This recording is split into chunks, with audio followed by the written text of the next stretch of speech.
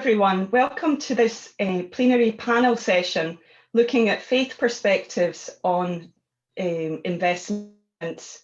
We have a great group of panelists here today to help us explore the wisdom of different faiths, including Hinduism, on investment strategies and policies. So I'd like to introduce our panel briefly. Their full biographies, you know, are on the Who Below website.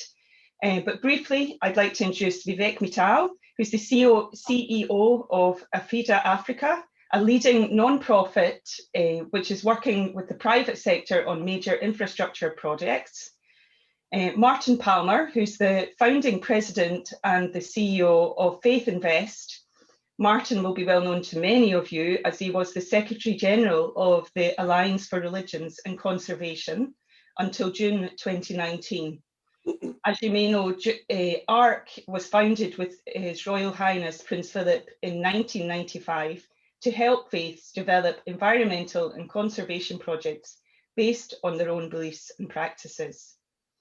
With us shortly, we will also have Mike Shackleton. Mike Shackleton is Associate Professor of Social and Cultural Anthropology at Osaka Gakuen University in Japan, and has a special interest in religion and environment. He was very involved in the work of ARC from its very earliest days, and he acts as FaithInvest's Asia advisor, providing key liaison and support with Asian faith groups. And finally, we have Mizue you're going to, my pronunciation. Tsukushi. That's okay. Apologies.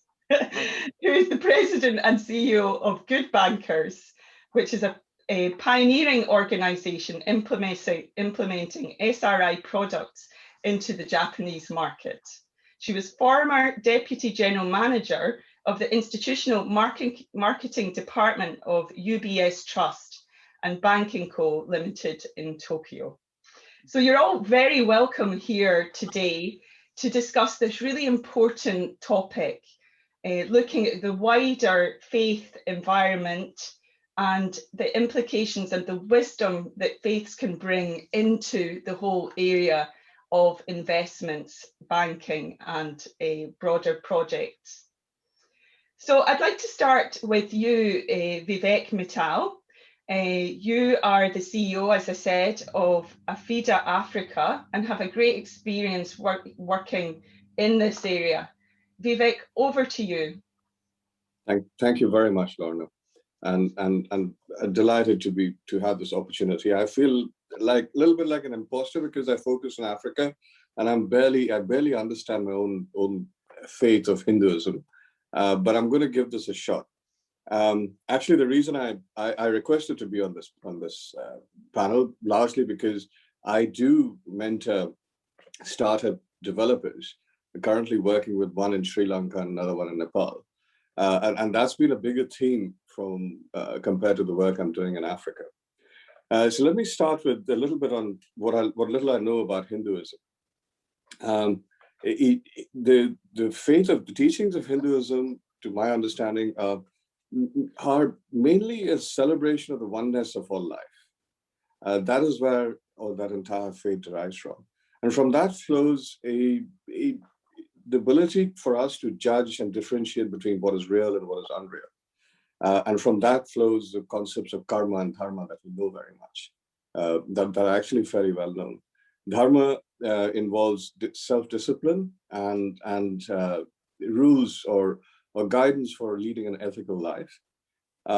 Karma is in the Bhagavad Gita, going back about 5,000 years, was shown to be by Lord Krishna as a sermon that shows karma is a way of actually realizing nirvana or moksha without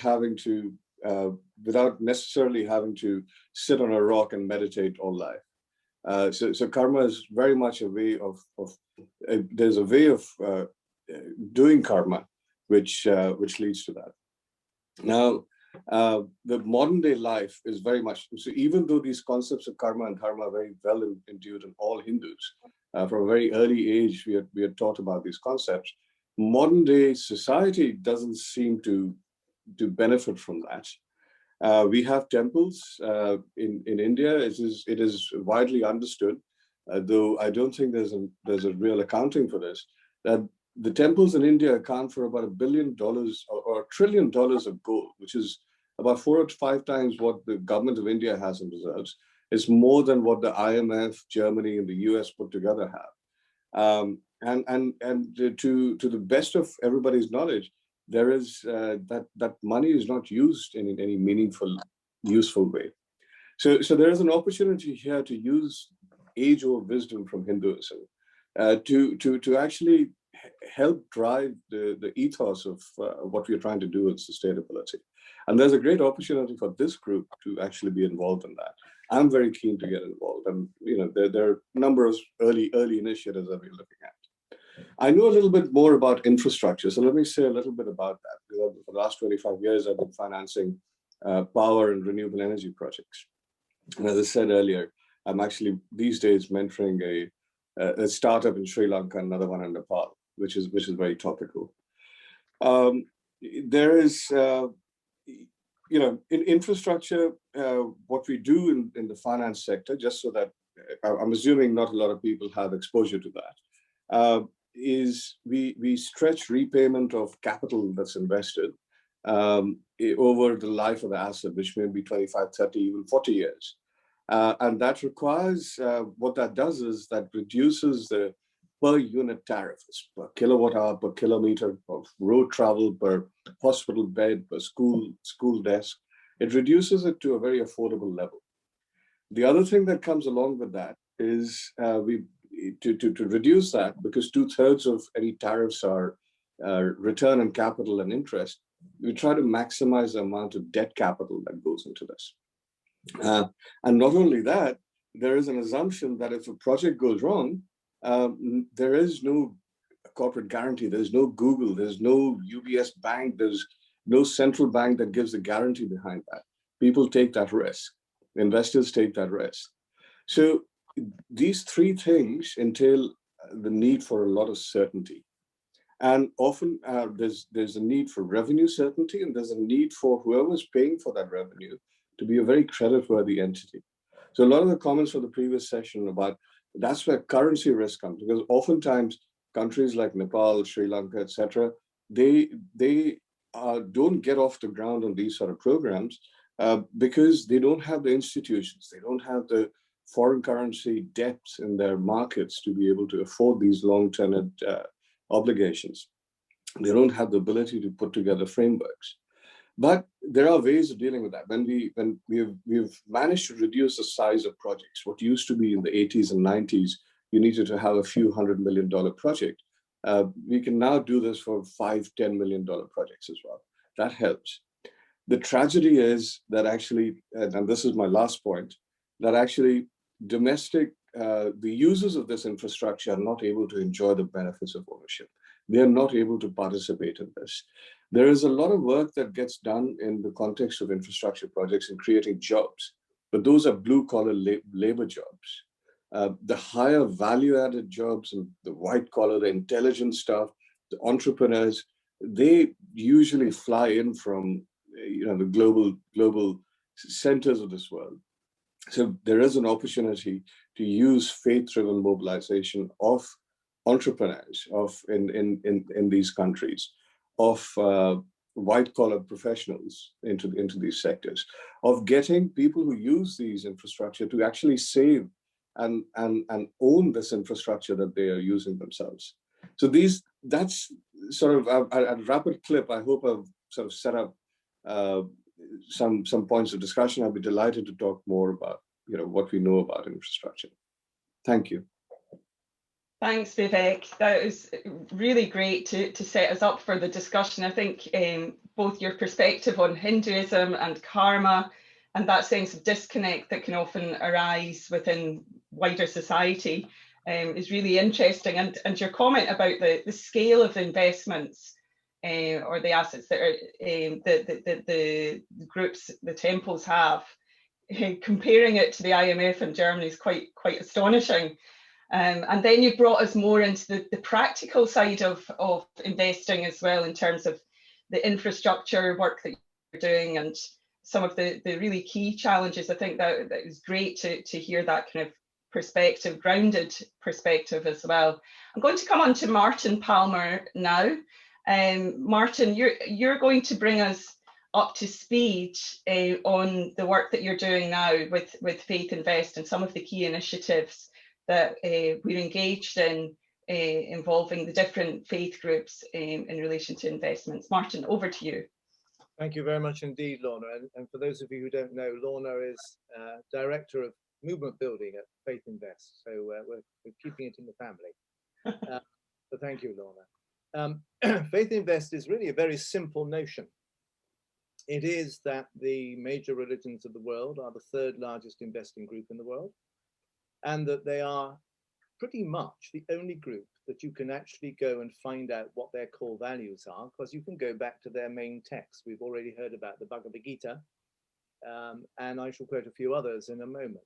But essentially, in a world which is desperately searching for some kind of value basis for undertaking investment, the faiths are the only groups that actually have values that can be traced back to core texts. And to become a member of FaithInvest, we ask that all religious organizations undertake a very simple process. Well, it seems very simple. We ask them to go back to their core teachings, and those core teachings to then say, well, what are our core values that come from those core teachings? We've already heard about karma from Vivek.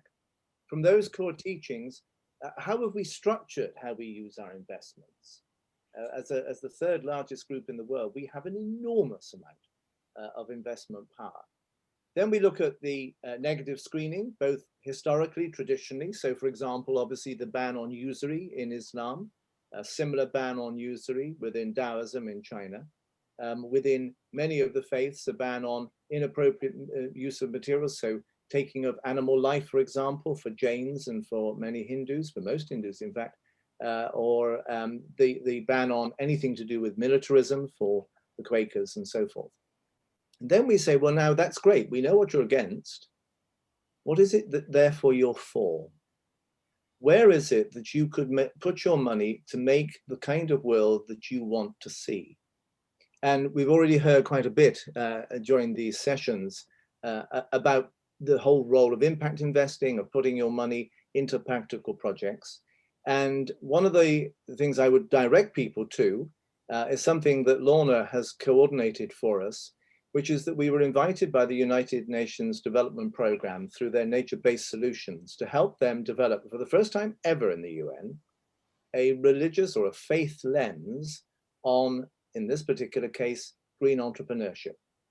And there's been quite a lot of discussion about how can projects be generated.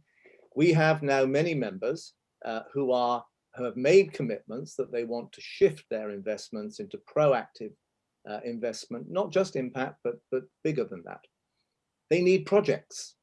There is a shortage of projects. There is also the whole problem of due diligence on projects, something that we are exploring with, for example, the World Bank, amongst others.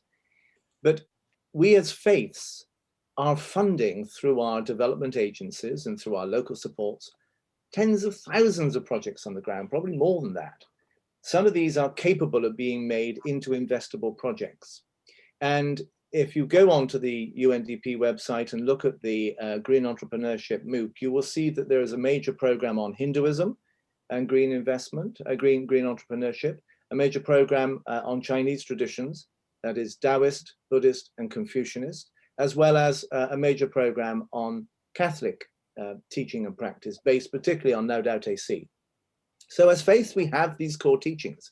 We have these core beliefs.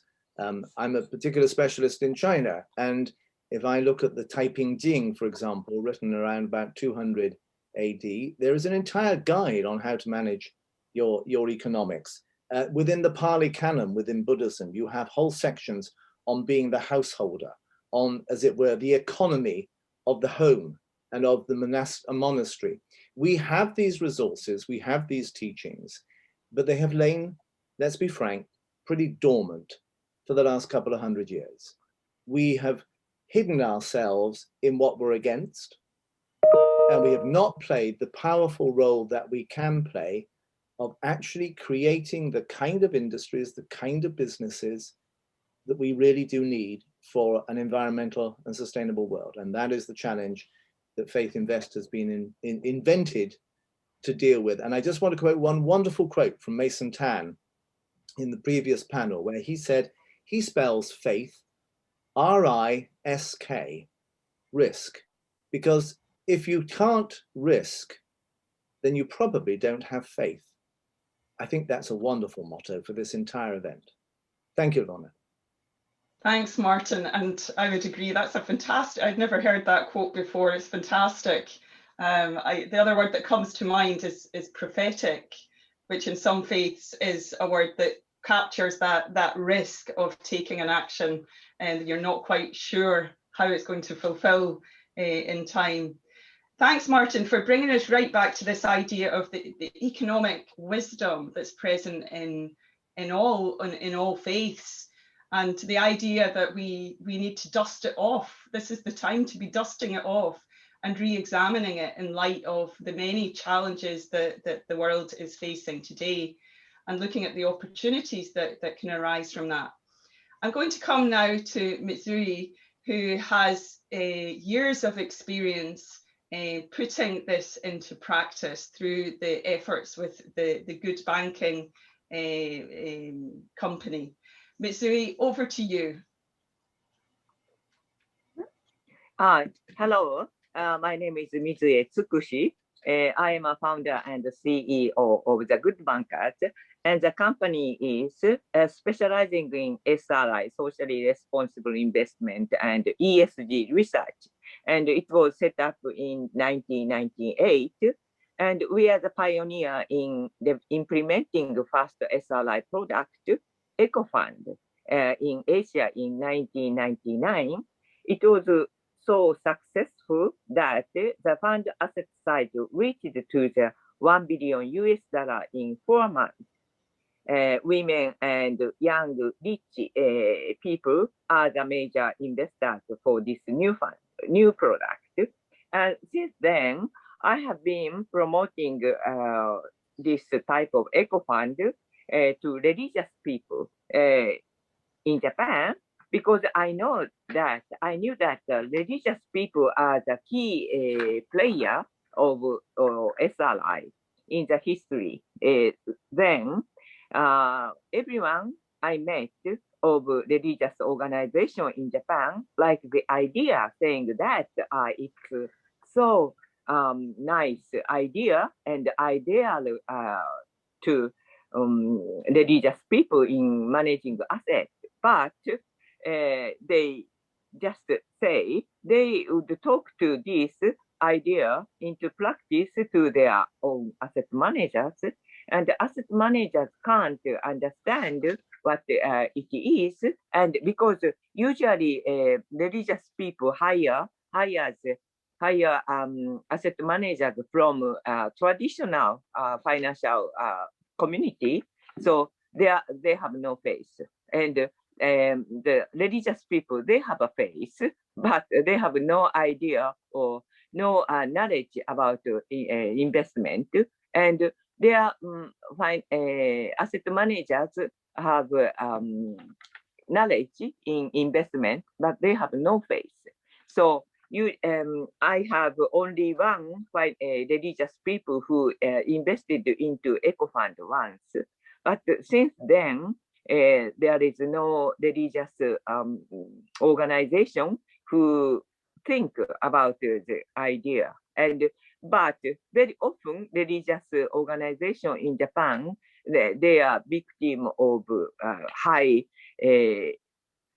risk product like derivatives, and once 10 years like that. So I have continuously talk this to the people, but everyone, they say it's good, but it's not me to make a decision whether we invest or not. This is a problem. But see, recently, the move in Japan in such a ESG investment, this is, if this can be talked in the context of SDGs. Everybody say it's SDGs. It's now booming. So everybody talk about SDGs. So if maybe religious organization in Japan understand, accept the idea through the lens of SDGs, they can, maybe it's possible. And also I expect, I hope that generation changed within the organization. So my idea is like the organization like FaithInvest, if they can guide Japanese religious people by providing a simple guideline, what the faith investment is and how we can invest and what we can invest, like that. So to me, so I say but I have been now, it's almost 30 years I talked to religious people, and but it is, so to me, it's now I should think new way to convince more. So so I need after that, after such question and answer thing, if I can get some idea or advice from you, and also maybe we need more to present FaithInvest or faith investment into Japanese society through media.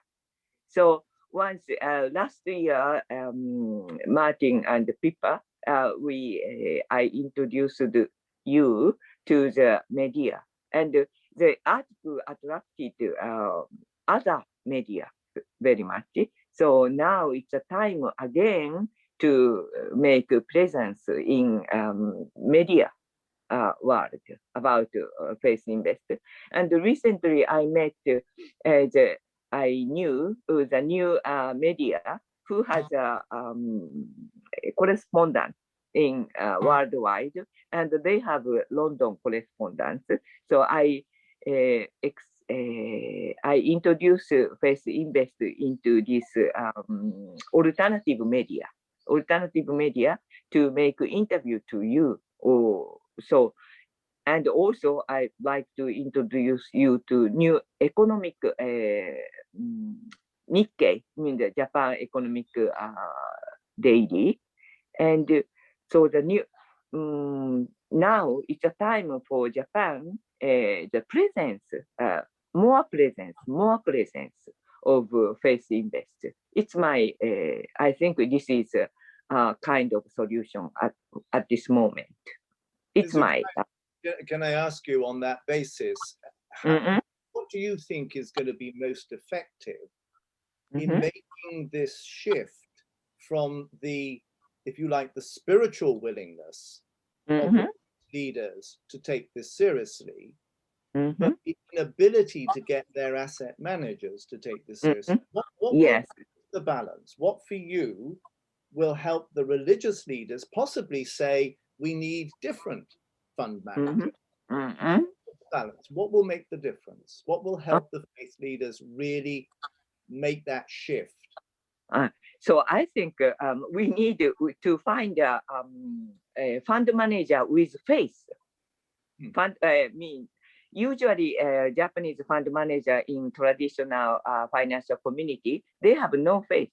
Their faith is a Wall Street value. It's their faith. But it's a time to change it. So I think as I talked to Michael, maybe we make a contact with a fund manager of all faith-based university or academies. And if we can find, I have one who is who is advisor, senior advisor to the asset management of Sophia University.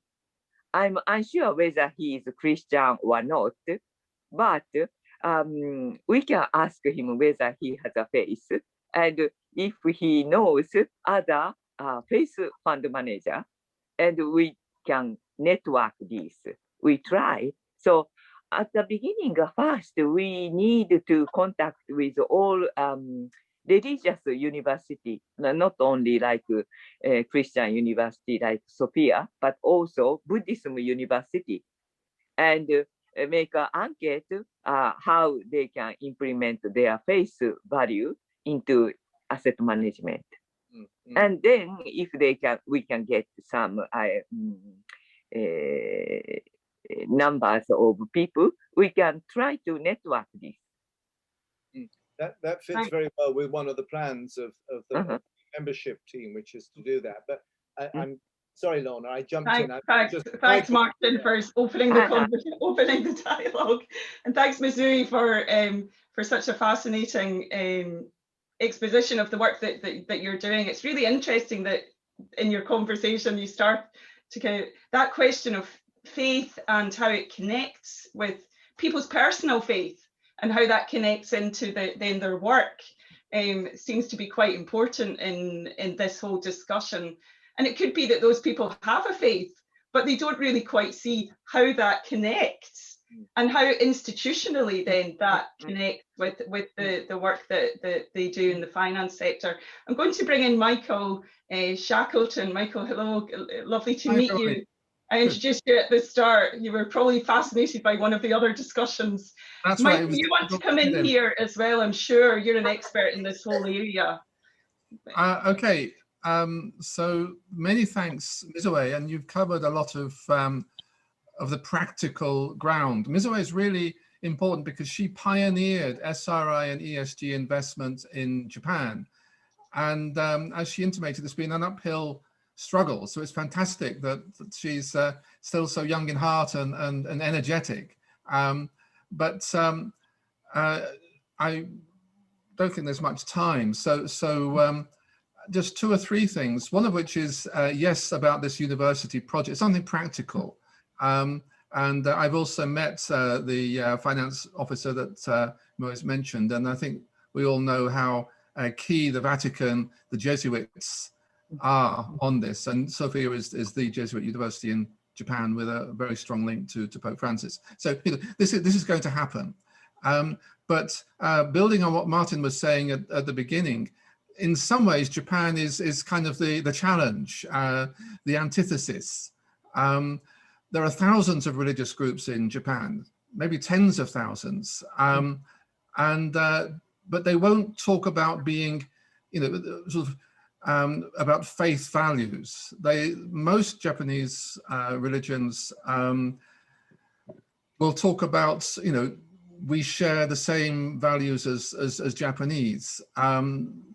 So the good thing about that is that it becomes possible to talk about a more general values-based investment portfolio. There is a problem because so much investment, as Mizue said, is left to the big banks. It means that small companies, startups are difficult. There's an irony here because Mizue is really building a successful, good bankers is all about investing in those smaller companies and so on, which are making big profits. But somehow getting the banks and the religions interested in doing something there is an issue. Many people talk about Japan as being different. It's a cliche. I could talk for hours about, ways of doing business in Japan, but I'm sure everybody here has had some experience of that as well. It is special, but there are changes happening, and so I'm optimistic like Mizue, but there are issues, and in a sense, this is a kind of our question to FaithInvest, you guys. One thing is to get the religions and the banks, and it's part of the whole process of values-based investment, not just faith-based investment. The bigger thing is values-based investment, and we're part of that, and often the first people suggesting it. And that's okay, but then people will ask, well, what's that got to do with FaithInvest? When I've proposed, would you like to join FaithInvest? No, nobody's interested. They don't want advice. You know, I think FaithInvest has built itself in offering advice, but in a way that's not what people want. They would love to. They would see, you know, joining a network. Relationships are important. Information is important, but advice, you know, telling people what to do is tricky. For example, with Sophia, this wonderful man who's running the finance office, and I'm sure he is faith-based, even if he wouldn't call himself Christian. He's a very both efficient and understanding kind of guy. He does, you know, Sophia does impact investment and so on. But, you know, he could see advantages in a network, but not, you know, advice on a how-to thing. There's a lot, you know, he can get that information, you know, without that much difficulty. But it's that sort of maybe another aspect of FaithInvest that we can develop.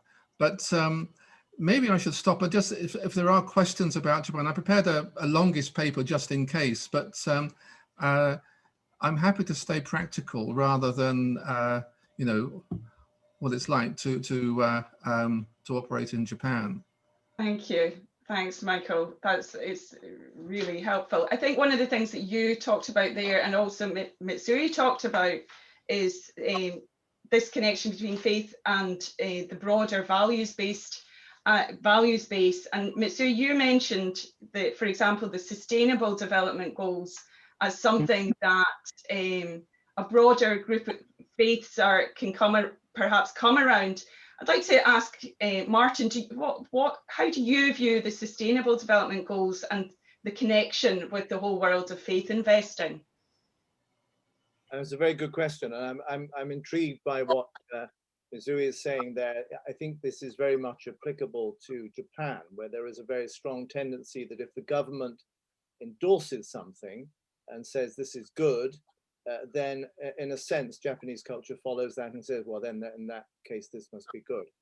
I think the SDGs are a very useful basis, but they are, for most faiths, they are kind of statements of the blindingly obvious. You know, we've been involved as faiths in education and in health for millennia. So nothing particularly revolutionary about that. There are real challenges, particularly around the issue of gender and so forth, that are contained within the SDGs. But I think one of the problems for many faiths is that the SDGs will be over by 2030, and there'll be a whole nother raft of things coming in. And I go back to a comment that's made by the head of investment for the Church of Sweden. And she says, you know, we invest for eternity. And the average investment period for a faith is 25 years. The SDGs are 15 years. I think there is a difference of scale within that. And I think also, and this comes back to something that Vivek touched upon, the SDGs are a very good manual for kind of keeping consumerist capitalism going and making it a little bit easier and better. And certainly as a doorway into ESG, for example, or into impact, I think it's invaluable. But it's only a doorway, because what it doesn't touch upon are the things that motivate faiths, which is not just data, not just financial returns. It is a vision of who we are called to be as religious people and what we are called to care for. So any system that works out that poverty is related only to money is missing a fundamental insight, particularly from Hinduism, where poverty is if you don't have a supportive family, you don't have a strong spiritual life, if you don't live in a community that will look after you if everything falls apart. So I think that I can understand entirely why it would be such a good doorway in Japan. But for many of our faith communities, not so much the Abrahamic faiths, Judaism, Christianity, Islam, but for others, it's useful, but it's also very limited. Thanks, Martin. I know, Vivek, you're trying to come in, but I wanted to give Mizue just 1 minute to come back on that before we turn to you, Vivek. Mizue, would you like to say anything more around the SDGs? In Japan, not only religious people, but also average, ordinary people, they hesitate to talk about their own value. And they hesitate to compare with the value of others. So maybe this is one of the, this is a cultural reason. For example, in church or in Shintoism, they think we are all the part of nature. So in Shintoism, when they invest into Shintoism way, it doesn't mean that they don't invest into something. They can't. They say they can't, because, for example, if they say they don't invest into, for example, nuclear power plant, it means, but in Shintoism, in community, for example, in Shintoism community, there are someone who worked for nuclear power plant. If they say they don't invest into a nuclear power plant, nuclear power, it means they may feel, I think, they may feel that it hurt to this guy who working for nuclear power plant. This kind of way of thinking, it's a real barrier to invest into their own faith. Thanks. So, thanks for that so that is why I say SDGs must be maybe the good way to convince Japanese religious people invest into the faith. But this is this is through what this is related or connected to the SDGs, things like that. Yeah, thank you. It's a very interesting example. Vivek, I know that you've been trying to come into the conversation for a while. Over to you. Very quickly, I mean, I would love feedback from or comments from Mizue-san and Michael about how do we mobilize if we have to leave no one behind? How do we create the environment for everybody to get involved? So that's the one end. A thought on the second end is at the large scale. I hear the CEO of GPIF, of senior people from Nomura and Nikkei and all the great institutions of Japan talk about. I think they get it. The issue is that of stranded investments. And there's an issue of stranded relationships. And I'll stranded investments, everybody knows. Stranded relationships, and that's where faith has the opportunity to take these leaders through a leap of faith. Stranded relationships, what do I mean by that? That is basically, there are people who know how to do business with each other that are focused on fossil fuels and stuff that we don't want. If they happen now, they will be there for the next 30, 40, 50 years, and they'll scupper any chance of getting climate mitigation going. And that's where the big boys and girls are struggling with how to change course whilst taking best use of those investments they've made in relationships and assets that are already underway. So that's my 2 cents here. It's very interesting. I don't know who wants to come back on that. Michael, do you want to say something about that? Yes, I think just two quick things. I agree with what Vivek's trying to say. I hesitate to disagree with Martin, but there is a danger of telling the world what religion is that doesn't fit what religion is in Japan. And I think Mizue was also trying to say this. It's just can feel a little bit differently. Some things are similar, some things are a bit different. It's very community focused.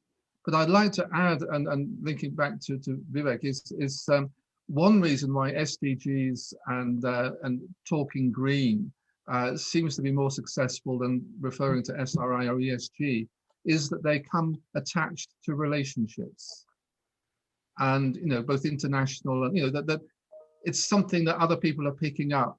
And there's another reason why I think the FaithInvest network is, I think, the most important thing of all, because it's setting up relationships. And that in time gets across those issues that Vivek and others have been raising. Why are things not happening? They start to happen when there's a relationship. Yeah. Yeah. Thanks. Yeah, that very interesting perspective. Martin, you're wanting to come in. Just very, very briefly, because we should have questions, but Vivek, that's a brilliant phrase, stranded relationships. Yeah. Absolutely, I've never heard that before. And I suppose one of the roles of faith is that faith can come at other relationships through other channels. And that what Mizue is talking about is, how do you break a kind of impasse where relationships have got stranded as much as assets have got stranded? You need another channel of communication. And I've never thought of it this way before, Lorna, but I suddenly think we're talking through FaithInvest and through things like GAF and WAA, we're talking about setting up new relationships that break old bad habits. A brilliant phrase, mate. If I take nothing else from this, I'm going to take that. Absolutely. Likewise, it's quite ingenious idea. Somebody has asked a question here, someone called Joan Anderson. Are there examples of interfaith networks on faith investments in other countries in Asia? I might put this one to, who wants to take this? Martin, maybe? So beyond Japan, I'm assuming the person means. Certainly start. I mean, there are two areas where you can see that. One is in China, where Taoists, Buddhists, and Confucianists have collaborated, for example, in investing in organic farming organizations, or in the creation of traditional Chinese medicine materials that do not use endangered species. And you've had both Taoist, Buddhist, and Confucianist investment, however, primarily by followers of the faith, who are very articulate about their faith, that more so than the faith structures themselves. And it's been, if you like, the faith-based philanthropists who have sought to invest collectively in things like organic food supply and so forth. And then in India, there is a very close tie-up, particularly between EcoSeek and Bhumi, the major Hindu network, in looking at projects that they can support. That's more nascent, but the programs in China are very much up and running, but it's driven not by the religious leaders, but by those individuals who are very successful, like Christoph Stuckelberger's network of Christian investors, who are investing because of their beliefs, not because they are religious leaders. Thanks, Martin. Would anyone else like to add to that regarding different networks? Oh, we're fine. Well, unfortunately, we've come to the end of our time. It's been a really fascinating discussion. I'm sure everybody will agree. Thank you to all of our panelists for sharing your knowledge and understanding on this really important topic. I'll take away a number of things from this. I'll take away the experience in Japan, the uniqueness of that experience, and thanks to Mizue and to Michael for bringing that out in our session.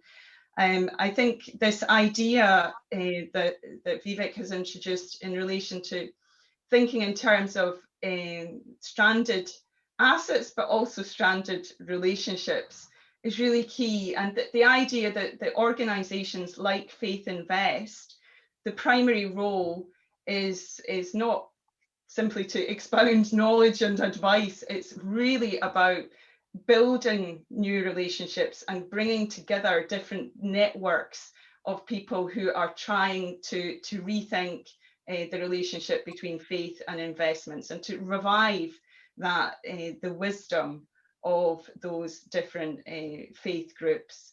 So thanks to everybody, and look forward to seeing you at the next session.